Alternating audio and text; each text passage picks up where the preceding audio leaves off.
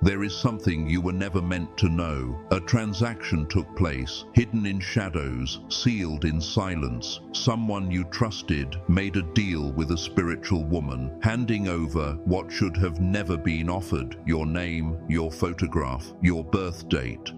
And with it, permission to block the very path heaven ordained for you. But what was done in darkness has now been disrupted by something greater than darkness. Last night, the altar trembled, not by her choice, but by force.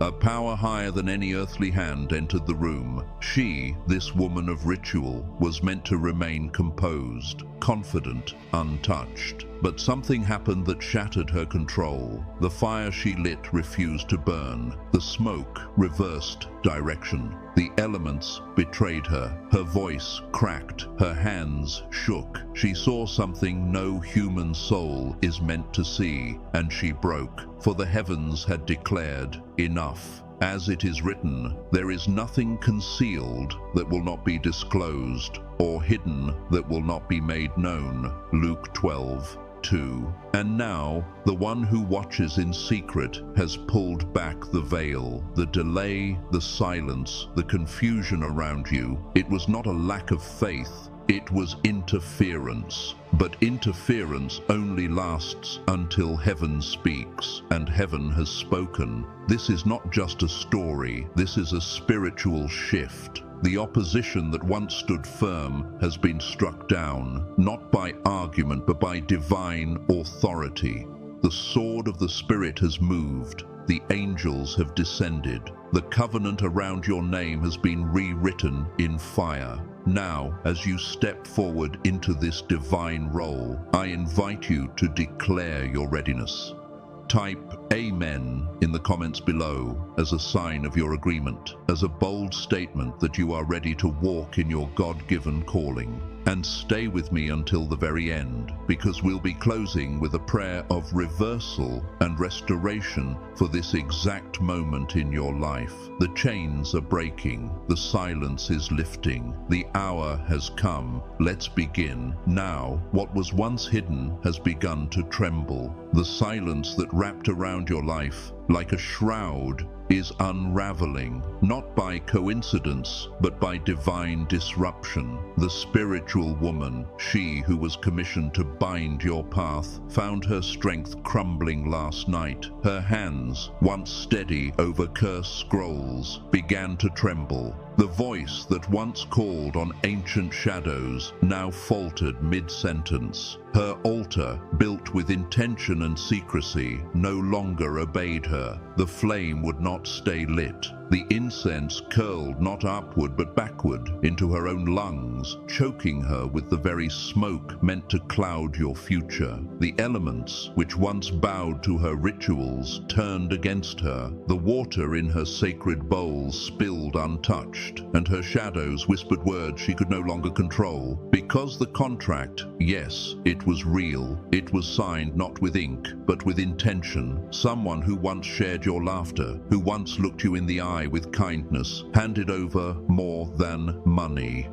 They gave her your name, your image, your birth date, symbols of identity far more powerful than gold or silver. With them came a curse, spoken aloud, sealed with envy, delivered with bitterness. And so she did what she had done before.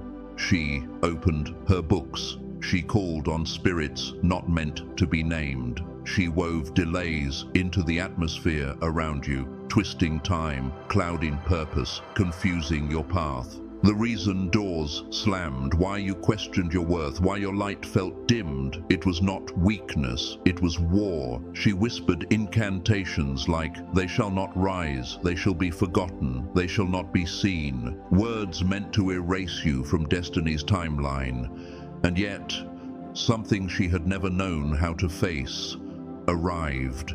As she tried to sleep, her eyes were open to a reality beyond her reach. Standing beside her was not a man, but a messenger, clothed in white, silent yet fierce.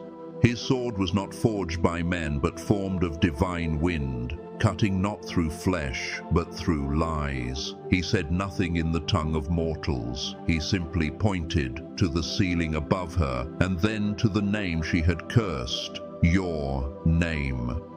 In that moment, her soul split with fear. Her shadows, once obedient, began to whisper behind her, no longer under her rule. Her voice lost command. Her altar grew cold despite the candles burning. Because the agreement she made came with one condition: she must never fear what she sees. But she saw something her soul could not bear, and she broke. She whispered, "I revoke it, I undo it, I cancel what I have done." But her words came too late, for the heavens had already moved. The undoing was not hers to declare. The reversal had begun the moment someone on earth cried out for you, unaware of the full battle, yet interceding with the kind of desperation that reaches the throne room of the Most High. It is written in Psalm 34:17, "The righteous cry out, and the Lord hears them. He delivers them from all their troubles." And so it was. Your name was lifted above her altar, not by might, not by power, but by the Spirit of the Lord. This is why your nights have been restless between 2 and 4 a.m., why your dreams have spoken in riddles, why your soul has felt the tension of unseen conflict, because your spirit was fighting in realms your body could not enter. But the tide has turned. The man who paid for your silence, he thought his plan was working. He mistook your stillness for defeat. He smiled when you stumbled. But last night was his undoing as well. For the woman he paid to speak curses now finds herself speaking judgment, not by will, but by divine force. What she swore to keep hidden will now be revealed. What was done in secrecy will be dragged into the light. As written in Ecclesiastes 12:14, "For God will bring every deed into judgment, including every hidden thing, whether it is good or evil." You, chosen one, are being lifted from the net cast over your spirit. The chains that sought to hold you in delay have snapped. The atmosphere around your name is shifting. Heaven has entered the contract and rewritten it in fire. Now listen closely, chosen one, for what you are stepping into is not just a moment of personal breakthrough. It is a sacred realignment ordained by heaven itself.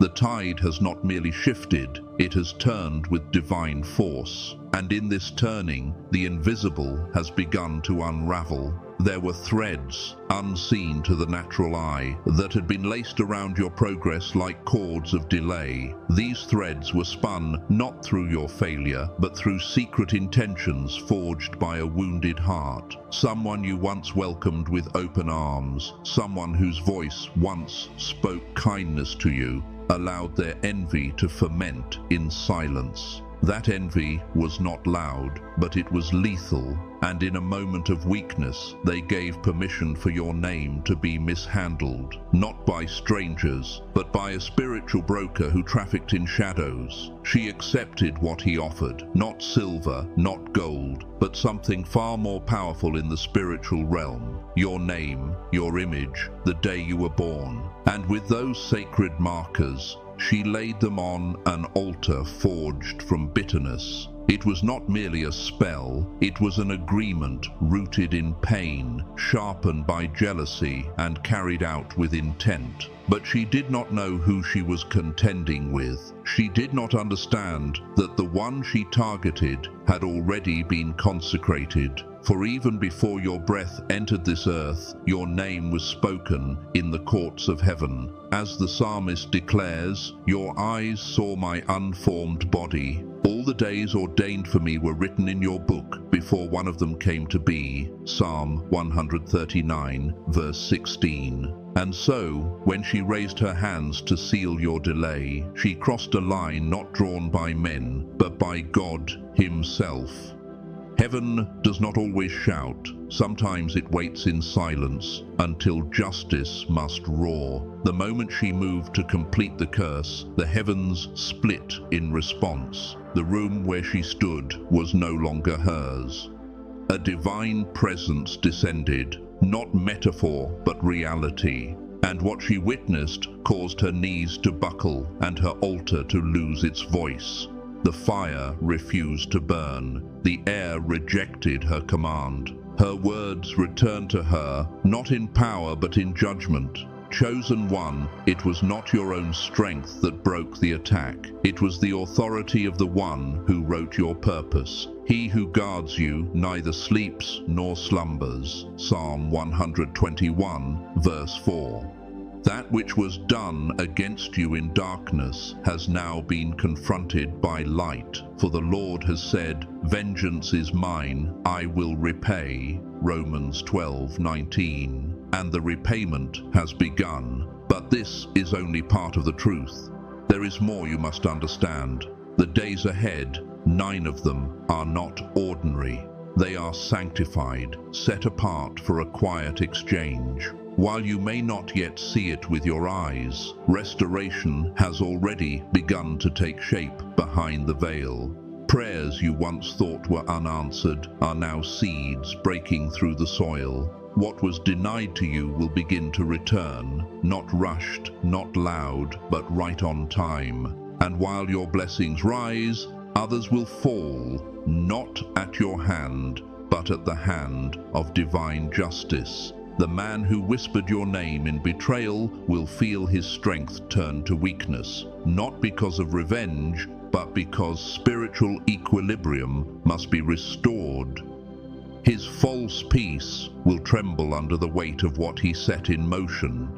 You will not need to confront him. You will not need to explain anything. Heaven will speak louder than your words ever could. And the woman, the one who cast with boldness, will be silenced by her own trembling. For the gate she opened unlawfully has been sealed by holy fire. Her name too has been recorded, not on paper, but in a realm where accountability cannot be undone. There are records in heaven that no ritual can erase. You, meanwhile, will begin to notice a shift. The fog around your dreams will lift. The disorientation in your mornings will give way to clarity. The spiritual pressure that once lived in your chest, the one you couldn't name, will dissolve like mist under morning sun. It wasn't emotional, it wasn't just stress, it was a spiritual heaviness, and it has now been broken. But let the messenger speak plainly. There is still one gate you must open with your own will: forgiveness. Not as a gift to your enemies, but as a gift to your own destiny. Do not let their actions plant seeds of bitterness in your heart, for nothing poisons a blessing faster than unforgiveness. Your elevation is real, but it depends on clean hands. As it is written, "Who may ascend the hill of the Lord? Who may stand in his holy place? He who has clean hands and a pure heart." Psalm 24, verses 3 through 4. You are not being asked to forget. You are being invited to release, to remove the weight of their sin from your spirit, so you may rise unbound. Yes, it will hurt, especially when you remember their name, when you hear what they said in your absence, when you realize they laughed during your loss. But release them anyway, for your silence will become your shield, and your peace will be your revenge. What was meant to destroy you has become the stage for your unveiling. And the ones who cursed your future will have no choice but to watch you step into it, not because you forced the door open, but because heaven did. Now that heaven has acted and the interference has been stripped away, the atmosphere around you has shifted. But this shift is not only for your freedom, it is a summons to stewardship. What has been broken was never meant to bind you forever, but neither was your deliverance meant to be passive. Freedom is not the end of the journey. It is the beginning of a consecrated walk. You are now being called into a sacred posture, not only to remain silent in wisdom, but to walk with intention. Restoration is not something you merely receive. It is something you step into, nurture, and honor. It is a covenant unfolding, and your cooperation with heaven matters more now than ever. After every spiritual breakthrough, there must be alignment. And so, in this divine season of reversal and protection, the Most High is giving instruction, clear, practical steps, daily acts of agreement between your spirit and His will, designed to keep you walking in the light He has reignited over your path. Guard your atmosphere. What surrounded you before cannot remain. Your spirit has endured a battle many never perceived. Now your space must reflect the victory. Open your windows. Let the breath of God cleanse the air. Remove objects that carry emotional residue. Gifts from those who brought confusion, reminders of seasons where heaviness clung to your soul. Your home is not just a shelter, it is a sanctuary, as it is written in Ezekiel 43:12. This is the law of the temple. The whole territory shall be most holy. When your space is in order, your spirit finds peace. Discipline your tongue. Your words carry spiritual consequence. Speak no retaliation, no bitterness, no curse. Speak life. As Proverbs 18:21 declares, death and life are in the power of the tongue. Each morning, declare what heaven has already written. My path is protected. My steps are ordered. No weapon formed against me shall prosper. These are not just affirmations, they are spiritual architecture. Speak and watch the weight of the air bend around your faith. Prioritize stillness. In silence, revelation is born. Heaven fought for you in stillness, and now you must learn to receive in the same quiet. No screens, no scrolling, just your breath, the Spirit, and the weight of peace settling upon you. When Elijah fled into the wilderness, he didn't hear God in the fire or the earthquake, but in the whisper, 1 Kings 19:12. The same is true for you now. In stillness, your discernment sharpens, your anxiety dissolves, your knowing returns. Track your restoration. Keep a sacred record.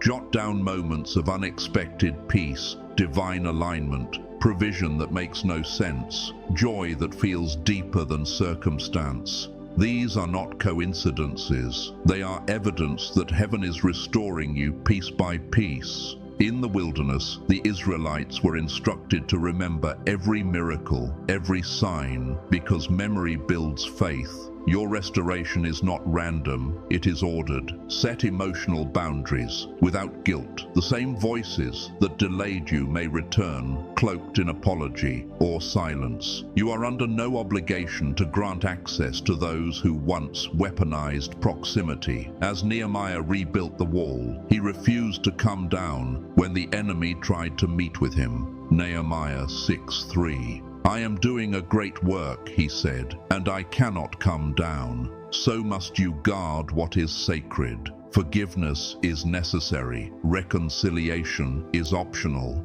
Ground your body. Spiritual warfare leaves physical residue. You may feel tired, heavy, restless. Your body is catching up to what your spirit has already survived. Walk outside, drink deeply, breathe slowly, stretch with intention, sleep as an act of faith. You are not lazy, you are recovering. Even Christ withdrew to rest, Mark 6:31. If the Savior allowed space for restoration, so must you. Make decisions from your healed self. As new opportunities come, pause. Ask not, do I deserve this? But is this aligned with who I'm becoming? You are not who you were in delay. You are not making choices from desperation. This time, choose with clarity. Choose with heaven's rhythm. Remember, elevation requires new filters. Feed your spirit daily. Even one verse can anchor your day. Scriptures like Psalm 46:1, God is our refuge and strength, an ever-present help in trouble, will shield you in moments of uncertainty. When your spirit is nourished, shadows lose power. Keep the word close. Let it guard your heart and wash your atmosphere. You are walking now in a season of divine compensation, not just restoration, but repayment for what was stolen, silenced, and delayed. But compensation does not fall into chaos. It flows into vessels that are ready, willing, and aligned. Understand this deeply. You are not only being observed by those who once doubted you. You are being watched by heaven. And heaven is not looking to see if you'll perform, but whether you'll carry what was given to you with integrity. There is no need to prove anything. Do not broadcast your rise. Do not drop hints or coded posts. What's unfolding doesn't need your voice. It has God's signature on it. And yes, she, the woman who cast against you, will seek a way back in, but not through apology, through subtlety, through symbols, through shared connections, and seemingly innocent reappearances. But the door has closed. Let it remain sealed. Let your silence speak for you. Let your peace serve as your answer. The fulfillment is not instant. It is unfolding, layer by layer. One by one, the things that were withheld will begin to return. Your name has been rewritten in the Spirit, no longer marked by delay, but by authority. Walk softly, speak gently, trust deeply, and remember the word of the Lord. What I have spoken over you, they cannot undo. Even if they gather again, even if they plot another way, they shall not touch you. The covenant around your life has been rewritten in fire, and those who touch fire get burned. You are no longer the same. You are not unprotected. You are not forgotten. You are not delayed. Strange things may begin to happen. People will distance themselves. Let them. Their absence is part of the clearing. The space they leave behind is being prepared for true connection. Divine appointments, unexplained favor, unexpected kindness, doors opening without explanation, resources arriving without request, helpers showing up without knowing why. This is not random. This is not coincidence. This is divine compensation. Now that the dust of spiritual war has begun to settle and the interference sent against your name has been dismantled, heaven is shifting the ground beneath your feet, and not quietly. What once opposed you in the dark is now being exposed in the light. You are walking into a moment, not just of clarity, but of divine realignment. The delay you experienced, the confusion that tried to swallow your sense of purpose, it all has a name now. It was sabotage cloaked in silence. But the sabotage has failed, the silence has broken,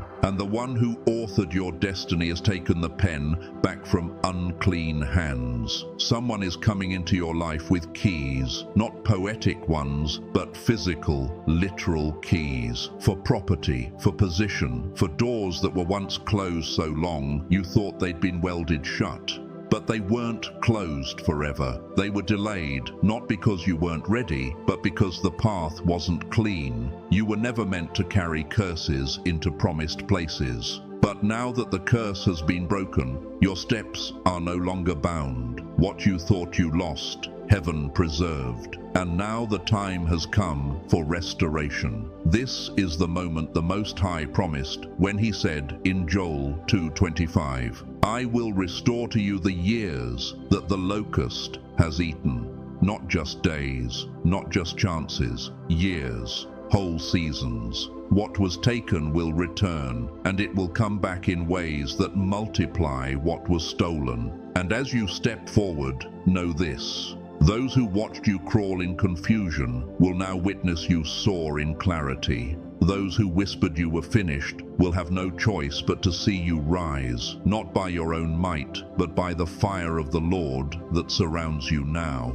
There is a sound being released in the heavens, but it is not a trumpet of war. It is not a bell of warning. It is laughter, the laughter of joy, of justice fulfilled, because heaven rejoices over the one who survived the storm meant to destroy them. You were marked for destruction, but your soul outlasted their schemes. Yes, someone did make a deal, gave permission to a spiritual woman to cast shadows over your light. They handed over your name, unaware that heaven had already claimed it, but what they did not see was the moment heaven intervened. She, the one who had once felt power in her hands, trembled last night. Her sleep was pierced by visions not of her choosing, her breath shortened with fear, not fear of you, but fear of what stood behind you. A presence she could not control, a voice she could not silence. Light, fire, the thundering voice of the Most High, speaking your name aloud in a frequency she had no authority to match. She attempted to continue. She reached for her candles, but the candle cracked in her palm, and the wax spilled across her skin in judgment. The name she had whispered into ritual dissolved in the wind before it could settle. The chains she tried to tie around your destiny turned to dust on the floor. You were not surrounded by men. You were not protected by plans. You were enveloped by the hand of the Lord, who had already seen this plot before it ever entered their minds. As the prophet Isaiah wrote, "No weapon forged against you will prevail, and you will refute every tongue that accuses you." Isaiah 54:17. This was not a metaphor. This was prophecy manifesting. And now, listen carefully, the silence ends. For heaven saw it, every exchange, every word, every agreement, every shadowed intention spoken in rooms you never entered. But your life does not belong to their contracts. You are not under their silence. You are not beneath their power. You are not theirs to control. The woman who stood against you has seen too much. What was once confidence in her ritual is now terror at your covering. She will not speak your name again, not out of reverence, but out of fear. For your name is now wrapped in light too bright for her to behold. What shielded you was not only divine, it was generational. The prayers of your ancestors, whispered when no one was watching, laid the foundation. The oil poured on your head. Perhaps in a moment you thought insignificant became a seal. The groanings of the one who cried for you in secret, who didn't know the full story, but cried anyway. These became the sound that broke the darkness. You are safe. You are untouched. You are rising. What they tried to do in the shadows, I saw. The Most High says, I saw the deal, I saw the night, I heard the words, but I was already there. The hand of God intercepted the intention before it could touch your spirit. The plan was rewritten. The binding was broken. The ashes they meant for you were scattered by wind that did not belong to them. And so, if you've wondered why you felt a shift, why your spirit stirred awake in the middle of the night, why your dreams became strange, why you woke with an ache you couldn't explain,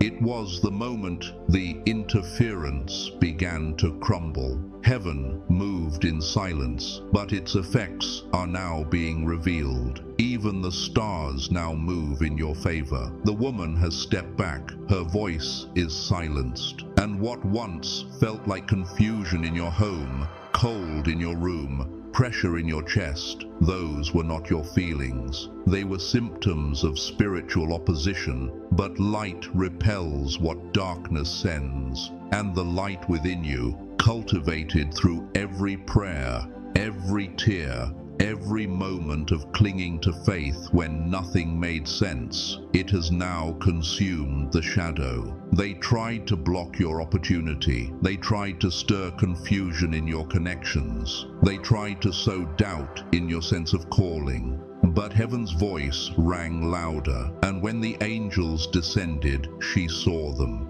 She knew you are not to be touched. Even when you didn't know what was happening, you were being shielded. Even when you blamed yourself for the delay, God was clearing your path. Even when they whispered your name in spaces that didn't belong to them, the Most High spoke louder. Confusion has lifted. Doors are opening. The heaviness is breaking. The interference is over.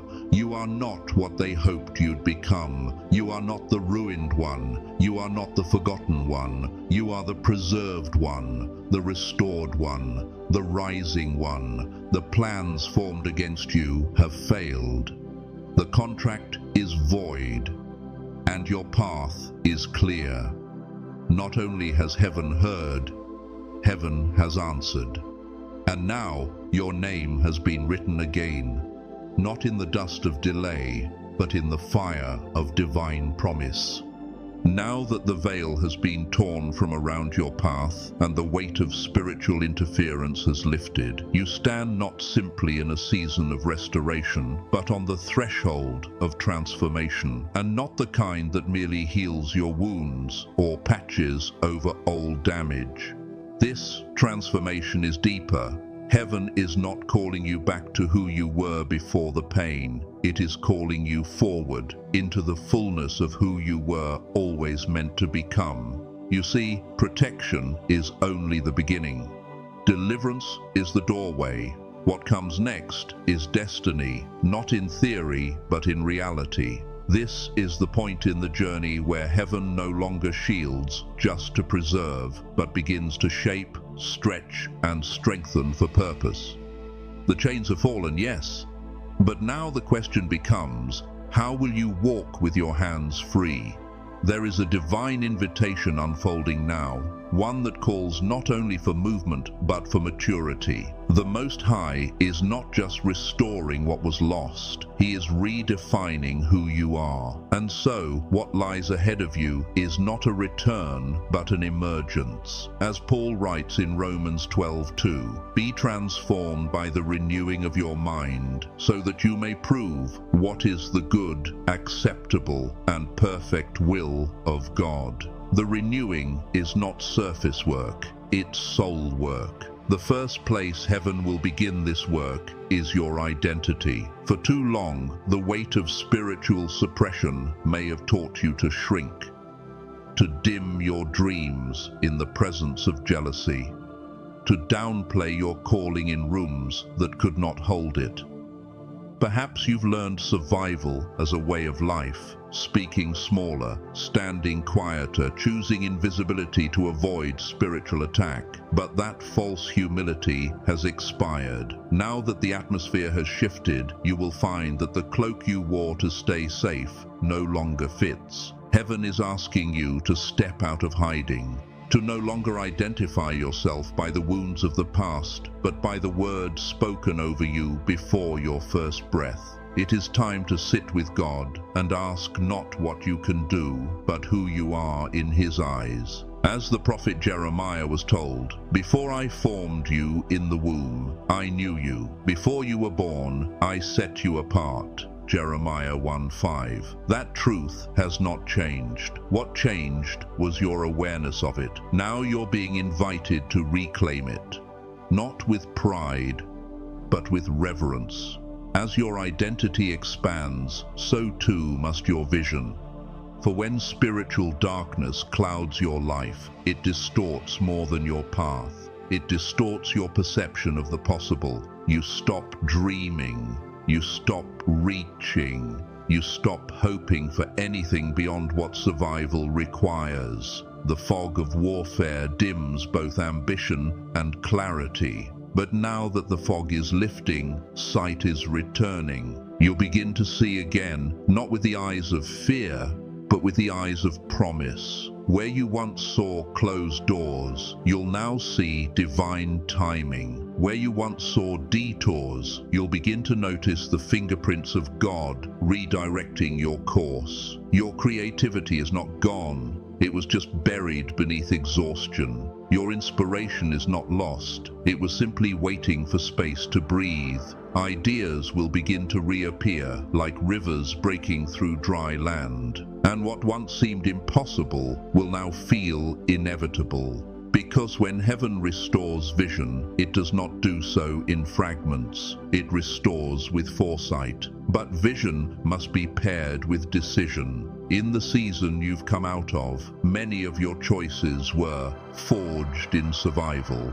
Decisions made to avoid pain, to keep the peace, to hold on to what little energy you had left. You may have said yes to things that drained you, or no to things that scared you, not because they were wrong, but because you were too weary to discern. But in this new era, the Most High is inviting you to pause before every decision, not out of fear, but out of reverence for what you're now carrying. No longer should your path be dictated by the version of you shaped by trauma. Instead, ask, does this align with the healed, called, and crowned version of who I am? And if not, let it go. Even Christ, in his ministry, withdrew from crowds when they pulled at him in ways that distracted from his assignment. Luke 5:16. So must you learn to walk in focused freedom, guarded but not hardened, soft but not swayed, disciplined but not distant from the Spirit's leading. And as you begin to move in this new rhythm, you may feel uncertainty flicker. Can I trust my spirit again? Can I hear clearly? After everything that's happened, am I still sensitive to God's direction? The answer is not only yes, it is proven in your survival. The very fact that you made it through confirms that your spiritual instincts are alive. The nudges, the check in your spirit, the quiet red flags you once ignored. Heaven is now saying, trust them. You don't need to perform spirituality to be deeply spiritual. Trust your quiet knowing again. That whisper that warned you, it wasn't fear, it was discernment. And now, as peace returns, you'll notice that your inner compass is stronger than before. Because while the enemy tried to muffle your voice, God was fine-tuning your hearing. Finally, notice the subtle changes rising within you. A steadier peace, a quieter boldness, an energy that doesn't come from adrenaline, but from alignment. These are not mood shifts. They are signs of elevation. Heaven is not only replacing what was taken, heaven is upgrading you. The weight that once pressed against your chest has been traded for wisdom. The panic that once overwhelmed you has become discernment, and the ache for clarity has now become a gift of foresight. Do not dismiss these changes. Do not second-guess them. As Jesus said to Peter when he washed his feet, "You do not realize now what I am doing, but later you will understand." John 13:7. So it is with you. The pruning made no sense while you bled. But now that the fruit is budding again, you understand. You're not just protected, you're being positioned. You're not just healed, you're being handed something sacred. This is not a return, it is an arrival. You are walking differently now, and heaven is not just watching, heaven is rejoicing, because this is your becoming and you are ready.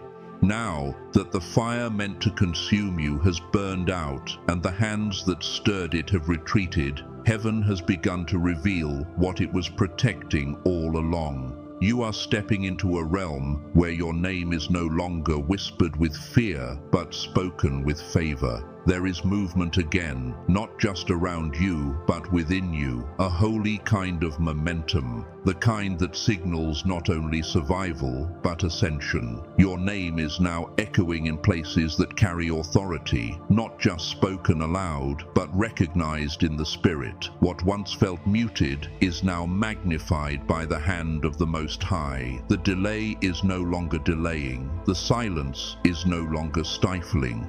The ground beneath you is no longer hesitant. Your hands are free to build again, not from desperation, but from divine instruction. Your feet are moving forward again, not because the path is easy, but because it has been cleared by fire. You are safe.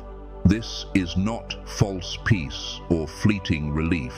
This is the calm that comes when the war has been won in a realm your eyes never saw, but your spirit felt every night. The unrest, the questions, the tears that came without warning, the dreams that stirred you awake. It was never your imagination, it was your covering at work. Even when you didn't understand, you were never unguarded. Even in the nights where your prayers felt hollow, angels were still standing at your gate. As Psalm 34:7 says, "The angel of the Lord encamps around those who fear him, and he delivers them." And deliverance, though often invisible in its earliest form, has already begun to manifest.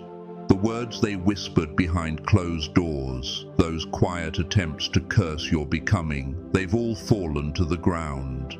The rituals done in secret, the smoke raised in your name, the fear that crept into your chest like an unwelcome guest in the night, it has no power now. The Lord has declared, enough. The battle for your destiny has been settled in realms unseen. Where contracts were once drawn in darkness, they have now been torn by hands, wrapped in glory. The silence you mistook for divine absence was never abandonment. It was strategy. Heaven was moving in stillness, orchestrating reversals, undoing snares, and reclaiming moments that others tried to erase from your timeline. You were never alone. The woman who was summoned, she tried to find your voice in the spirit, but it was drowned out by thunder. She searched for your essence in the shadows, but saw only wind and fire circling your name. Her ritual failed before it even began. She dropped her string. She backed away. Her words turned cold in her throat. Her confession was quiet, but heaven heard it. Not this one. I can't reach this soul. And she was right. You carry a mark not written by human hand. A covenant not earned, but sealed by grace. It speaks when you are silent. It covers when you are unaware. Your lineage is more than blood. It is spiritual.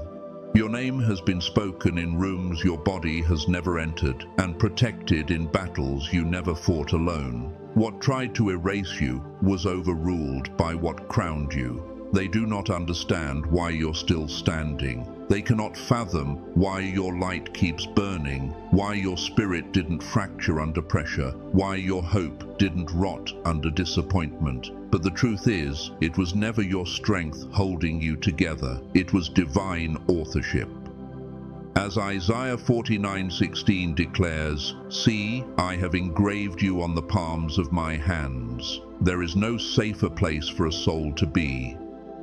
Your story has been written in a place that no darkness can reach. Your name has been sealed in light that no ritual can dim. The angels assigned to you do not sleep, and even when it felt like the world turned its face away, you were still being shielded, not by noise, but by a holy silence filled with power. You are not behind. You are not late. What felt like delay was a divine detour, a recalibration designed by heaven to let the shadows reveal themselves, so your rise could not be interfered with again.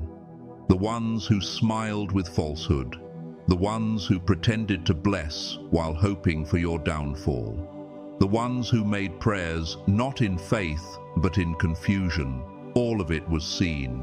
All of it was interrupted, all of it was overruled, and the woman, the one who carried out the assignment in darkness, she saw too much. She saw what stands beside you. She saw who covers you. She saw the flame that walks before your name, and realized this cannot be touched. She left her altar unfinished, her spell undone, her words scattered, because she recognized that this covering was never hers to cross. The power that surrounds you is not made of titles, influence, or appearances.